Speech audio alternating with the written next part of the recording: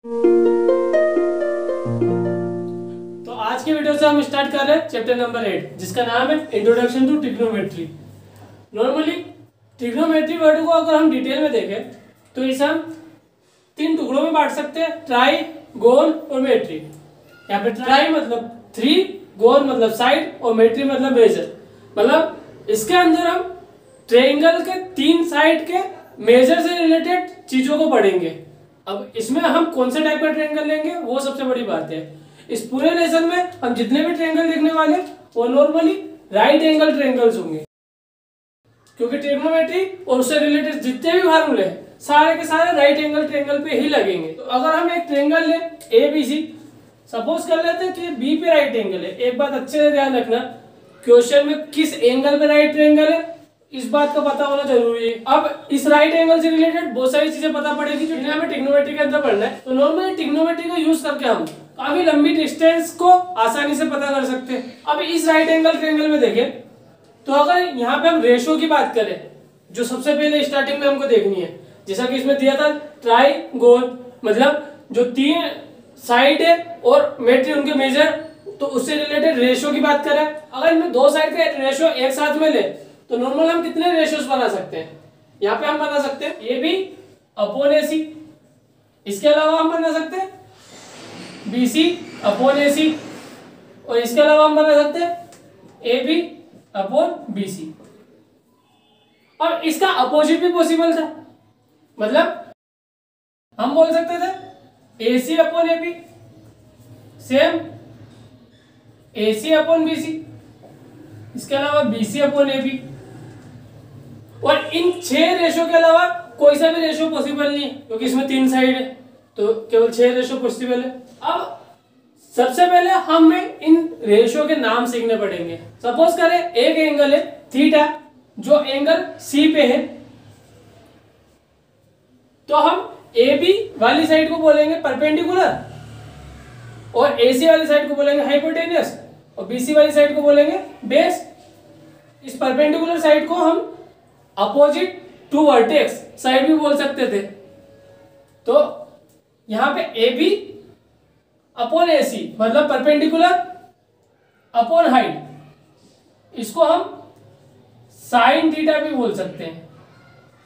इसे BC upon AC, BC है base upon hypotenuse AC, इसे हम कोसाइन थीटा बोल सकते हैं।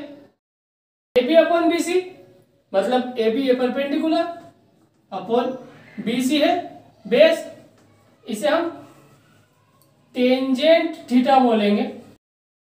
तो नॉर्मली हमें यहाँ पे देखने को मिल रहा है कि हम थीटा वर्ड यूज कर रहे हैं। क्यों? क्योंकि ये थीटा जिस एंगल जो एंगल दिया उसके हिसाब से हमने रेशो को देखा है, क्योंकि एक राइट एंगल ट्रायंगल में 2 बेस और 2 परपेंडिकुलर पॉसिबल है। अगर हम इसको नीचे रख रहे हैं, इसे बेस मान रहे हैं तो ये परपेंडिकुलर हो गया, और अगर इसे थोड़ा सा इसे घुमा दे और इसे बेस माने तो ये परपेंडिकुलर हो गया। इसलिए कौन से एंगल से देख रहे हैं वो जरूरी है। इसका मतलब यहाँ पे हम साइन C भी बोल सकते थे इसे। अगर यहाँ पे थीटा नहीं दिया होता तो इसे हम बोलते sine C equal to AB upon AC। अब हमने AB अपॉन AC का उल्टा लिखा था AC अपॉन AB। अब AC यहाँ पे है हाइपोटेनियस और AB यहाँ पे है परपेंडिकुलर, तो इसे नॉर्मली हम बोल सकते हैं cosecant theta. AC upon BC जो कि कोसाइन का उल्टा है, इसे हम बोल सकते हैं AC यहाँ पे हाइपोटेनियस है और BC बेस, तो इसे बोल सकते हैं second theta. BC upon AB मतलब AB अपॉन BC का उल्टा मतलब B अपॉन B, ये हो जाएगा कोटेंजेंट थीटा। अब यहाँ पे हमने इनके पूरे नाम यूज किए। नॉर्मली हमें जब भी देखने को मिलेगा जिनमें शॉर्ट नेम देखने को मिलेंगे, जैसे इसे केवल साइन बोला जाएगा थीटा, इसे केवल कोस बोला जाएगा, क्योंकि ये पूरे नाम काफी ज्यादा लंबे हो रहे थे तो केवल हमने इनके शुरू के 3 लेटर्स लिए वो बनाने की कोशिश करिए। अब यहाँ पे अगर हम 3 लेटर्स लेते तो ये दोनों सेम हो जाते, इसलिए यहाँ पे इसके बाद 2 लेटर्स और ले लिए, कोसेक थीटा, ये हो जाएगा सेक थीटा और ये हो जाएगा कोट थीटा। तो इनके पूरे नाम देखने का बहुत कुछ फायदा है, क्योंकि इनके थ्रू हमें कुछ और सीखने को मिलेगा और याद रखने में भी हेल्प होगी। इसलिए अगर ये पूरा नाम याद रहता है तो अच्छी चीज है, तुमको कुछ रिलेशन देखने को मिलेगा इनके बीच में। तो सबसे पहले अपन को जो याद करना वो ये याद करना कि यहाँ पे जितने भी पॉसिबल रेशियोज है उनके नाम क्या है, ये चीज। और ध्यान रखना जो सबसे जरूरी बात है, किस एंगल के थ्रू हमने वो रेशियो देखा है। अगर यहाँ पे अभी सी के थ्रू ये देखा था हमने रेशियो ए बी अपन ए सी का, तो ए बी यहाँ पे परपेंडिकुलर का काम कर रहा था। अगर यही चीज अगर हम यहाँ पे एंगल ए के हिसाब से देखते, मतलब अगर हम देखें साइन ए, तो साइन ए की वैल्यू होती परपेंडिकुलर अपॉन हाइपोटेनियस। और यहाँ पे ए के हिसाब से तुम परपेंडिकुलर देखोगे ना तो वो बीसी हो जाएगा, क्योंकि ये तो बेस बन जाएगा। अगर ए इस साइड के ऊपर है इसका मतलब ये तो बेस हो गया, अगर कोई इंसान इसके ऊपर खड़ा है तो ये उसके लिए जमीन हो गई और ये हो गया उसके लिए परपेंडिकुलर। तो इस कारण से BC upon AC sine A की वैल्यू हो जाएगी, तबकि साइन C की वैल्यू AB अपॉन AC है। तो इस डिफरेंस को अच्छे से याद रखना, क्योंकि अगर गलती होने के चांस होंगे तो केवल इसमें ही होंगे। ओके, अब इससे रिलेटेड क्वेश्चंस को करें।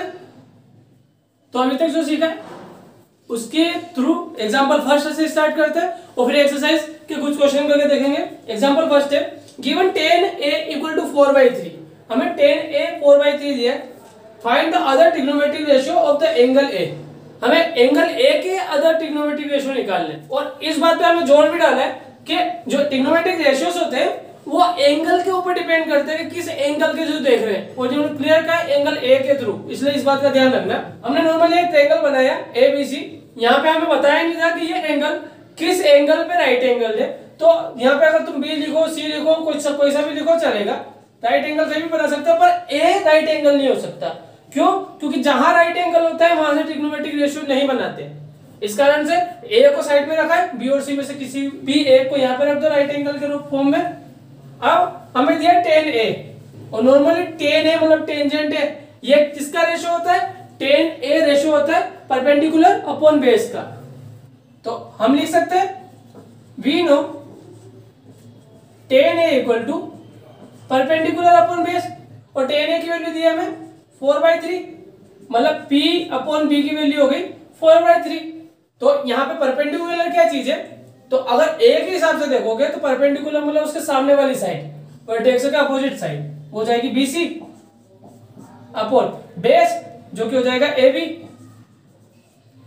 अब ये एक राइट एंगल ट्रायंगल है, तो इसमें जो थर्ड साइड है वो हम आसानी से निकाल सकते हैं पाइथागोरस के हेल्प से। वो थर्ड साइड निकालने क्यों है? क्योंकि हमें बचे हुए सारे ट्रिग्नोमेट्रिक रेशियो पता करने हैं, और सारे ट्रिग्नोमेट्रिक रेशियो पता करने के लिए हमें परपेंडिकुलर बेस के अलावा एक और हाइपोटेनस की भी जरूरत पड़ेगी। तो बस वही निकालने वाले हम। तो हमें परपेंडिकुलर अपॉन बेस की वैल्यू मिली है, ना तो परपेंडिकुलर मिला है ना बेस मिला है। मतलब हो सकता है ये किसी और फॉर्म में होगा, कटने के बाद 4/3 बच गया होगा, इसलिए हम इसे डायरेक्ट p को 4 और b को 3 नहीं मान सकते। आंसर सही आएगा, पर मैथ्स के महीने में देखें तो ये गलत रहेगा कि p को हम डायरेक्ट 4 बोल दें। तो हम लिख सकते हैं let p equal to BC equal to 4x, then b equal to AB equal to 3x। मतलब हम मानते हैं कि इनमें से कुछ जो नंबर कटा है वो x से, मतलब यहां से इसका मल्टीपल भी x था, इसका भी x था, तो आपस में कट गए और 4/3 बच गया। तो रियलिटी में ये 4x और ये 3x थे। तो अगर पाइथागोरस लगाए तो हम कह सकते हैं हाइपोटेनस के स्क्वायर परपेंडिकुलर के स्क्वायर और बेस के स्क्वायर के सम के बराबर होगा। हाइपोटेनस पता नहीं है, परपेंडिकुलर है यहाँ पे 4x का स्क्वायर प्लस बेस है यहाँ पे 3x का स्क्वायर।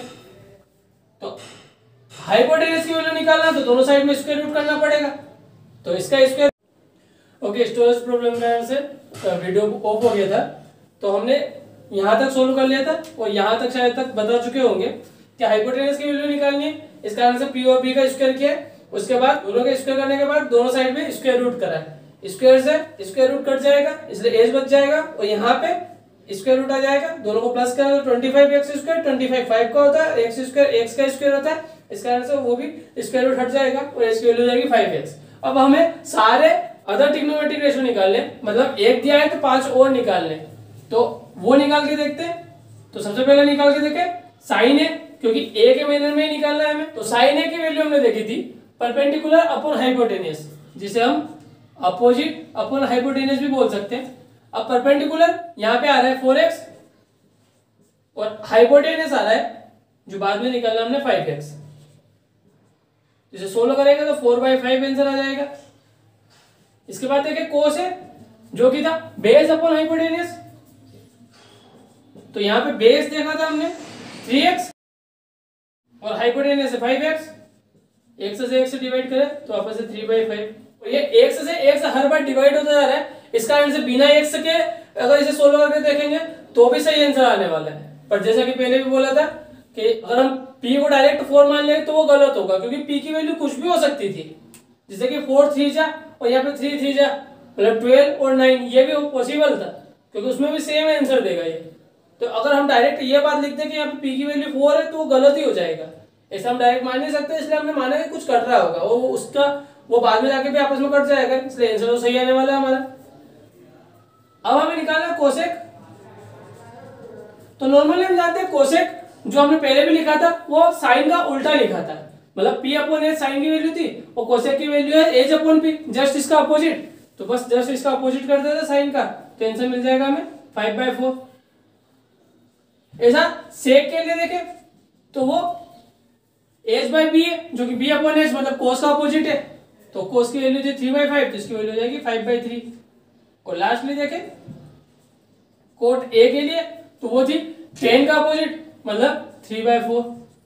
तो इस तरीके से हमने आसानी से सारे ट्रिग्नोमेट्रिक रेशियो निकाल दिए। और ध्यान रखना हमने सारे ट्रिग्नोमेट्रिक रेशियो एंगल ए के हिसाब से निकाले। अगर यहाँ पे एंगल सी के हिसाब से पूछा होता तो सब चेंज आते। ओके, एक्सरसाइज का क्वेश्चन नंबर फर्स्ट देखें। क्वेश्चन नंबर फर्स्ट के थ्रू हमको सीखने को भी मिल जाएगा कि जब एंगल चेंज होता है तो सेम जो रेशियो ले रहे हैं साइन, उसकी वैल्यू अलग अलग हो सकती है किसी एक ट्रायंगल के लिए ही। जैसे कि अभी देखें question number first, in triangle A B C right angle at B. तो एक ट्रायंगल एबीसी है तो बना लेते हैं एक ट्रायंगल एबीसी राइट एंगल है बी पे। अब यहाँ पे कहीं पे भी ए और सी ले सकते हैं। A B equal to 24 centimetre, तो हमने यहाँ लिख दिया ए बी 24 सेंटीमीटर है, मतलब ये वाली साइड हो जाएगी 24 centimetre. And B C equal to 7 centimetre, तो ये लिखा है यहाँ पे हमने 7 सेंटीमीटर। डिटरमाइन, पहला है साइन ए एंड कोस ए, तो हमें साइन ए और कोस ए निकालना है। साइन ए की वैल्यू क्या होती है, तो ए के हिसाब से देखें मतलब इस एंगल के हिसाब से परपेंडिकुलर मतलब बीसी अपॉन हाइपोटेनस। अब हाइपोटेनस तो दिया ही नहीं यहाँ पे, तो सबसे पहले हम हाइपोटेनस निकाल के देखते हैं। तो हम लिखेंगे in right triangle ABC by Pythagoras theorem, जो हाइपोटेनस का स्क्वायर है वो होता है perpendicular square plus base square. Hypotenuse की वैल्यू हो जाएगी अंडर रूट पी, और पी की वैल्यू यहाँ पे आ रही है, यहाँ पे परपेंडिकुलर और बेस लिखना ज्यादा सही नहीं होगा क्योंकि यहाँ पे एक बार हम ए के हिसाब से देखने वाले हैं और एक बार सी के हिसाब से देखने वाले हैं। तो ए के हिसाब से परपेंडिकुलर बीसी हो जाएगा और सी के हिसाब से परपेंडिकुलर ए बी हो जाएगा। इस कारण से पी बी और एच की बजाय हम यहाँ पे वर्ड इनके रियल नेम यूज करें, जो कि होगा ए सी का स्क्वायर मतलब हाइपोटेनस का स्क्वायर बची दोनों साइड के स्क्वायर के सम के बराबर, मतलब ए बी का स्क्वायर प्लस बी सी का स्क्वायर। AC की वैल्यू निकालनी है इसलिए स्क्वायर रूट कर देंगे दोनों साइड में। AB की वैल्यू है 24 स्क्वायर प्लस BC की वैल्यू है 7 स्क्वायर, तो AC की वैल्यू हो जाएगी 24 का स्क्वायर 576 प्लस 7 का स्क्वायर 49। अब दोनों को प्लस करें तो हो जाएगा 625 जो कि 25 का स्क्वायर होता है। इसका मतलब AC की वैल्यू हो जाएगी 25 सेंटीमीटर। अब फर्स्ट बिट को देखें तो हमें निकालना साइन है, तो साइन है देखो होता है परपेंडिकुलर अपॉन हाइपोटेनियस, और परपेंडिकुलर किसको बोलते हैं, सामने वाली साइड अपोजिट साइड को। तो ए के हिसाब से सामने वाली साइड है बीसी अपॉन हाइपोटेनियस है एसी, इसका मतलब 7 अपॉन एसी मतलब 25। सेकंड निकालना था हमें कोस है जो कि होता है बेस अपॉन हाइपोटेनियस। अब बेस को ए के हिसाब से बेस आ रहा है ए बी और हाइपोटेनस तो सेम ही रहेगा एसी। ए बी है 24 और ए सी आ जाएगा 25, ये हो जाएंगे आंसर। सेकंड बिट देखें यहां पूछा है साइन सी कोस सी, तो साइन सी देखें तो वापस है साइन की वैल्यू होती है परपेंडिकुलर अपॉन हाइपोटेनस, और परपेंडिकुलर किसको बोलते हैं, सामने वाली साइड। किसके सामने वाली साइड, वर्टेक्स के सामने वाली साइड, वो कौन सा वर्टेक्स जिसका हमने रेशो लिया है, साइन यहाँ पे रेशो है साइड का रेशो, वो सी के हिसाब से साइड का रेशो, तो सी है यहाँ पे ये वाला वर्टेक्स, और इसके सामने वाली साइड जो कि परपेंडिकुलर होगी वो जाएगी ए बी अपन हाइपोटेनियस मतलब ए सी, ए बी की वैल्यू आ रही है 24 अपन हाइपोटेनियस है ए सी मतलब 25, और कोस सी की देखें तो वो बेस अपन हाइपोटेनियस ही रहेगी पर बेस चेंज हो जाएगा, सी के हिसाब से बेस देखें मतलब सी पॉइंट पे कोई इंसान खड़ा है तो इसके हिसाब से बेस मतलब वो जहां खड़ा है वो है बी सी अपन हाइपोटेनियस ए सी, तो बी सी मतलब 7 और ए सी मतलब 25, तो ये हो जाएगा रेशियो। और ये चीज समझाया था शुरू में भी कि जो ट्रिग्नोमेट्रिक रेशियो है वो किस वर्टेक्स से ले रहे हैं उसके ऊपर डिपेंड करते हैं, और उसी चीज को खास ध्यान में रखना है क्योंकि सबसे ज्यादा गलती बच्चों से इसी पॉइंट पे होती है, वो हमेशा खड़ी वाली साइड को परपेंडिकुलर और डाउन वाली साइड को बेस बोलते हैं। इसके कारण से इन चीजों से बचने के लिए हम परपेंडिकुलर की जगह अपोजिट वर्ड भी यूज करते हैं। अपोजिट मतलब अपोजिट साइड ऑफ वर्टेक्स, जिससे हमें डायरेक्ट पता पड़ता था ए बोला तो उसके सामने वाली साइड और सी बोला तो उसके सामने वाली साइड। तो बस इस पॉइंट का ध्यान रखना, फिर तो किसी भी क्वेश्चन में प्रॉब्लम नहीं आएगी। और जहां तक बात है इन सबको याद करने की, अगर याद करने में दिक्कत हो तो बहुत सारे शॉर्ट फॉर्म मार्केट में फेमस है, कोई सा भी उठा लेना, आसानी से याद हो जाएगा। अब क्वेश्चन नंबर 2 को ले रहे हम इन फिगर, और फिगर हमने बना दिया जैसा दिया था वैसा। Find tan p minus cot A, तो फिगर में हमको पता पड़ा ये राइट एंगल ट्रायंगल है और राइट एंगल ट्रायंगल के अंदर ही सारे ट्रिग्नोमेट्रिक रेशियोज काम करते हैं, तो यहाँ पे हम ट्रिग्नोमेट्रिक रेशियोज का यूज कर सकते हैं। और दो साइड दे रखी है, तो इससे पहले भी हमने सीखा है राइट एंगल में दो साइड दे रखी हो तो तीसरी साइड तो हम आराम से निकाल सकते हैं पाइथागोरस की हेल्प से।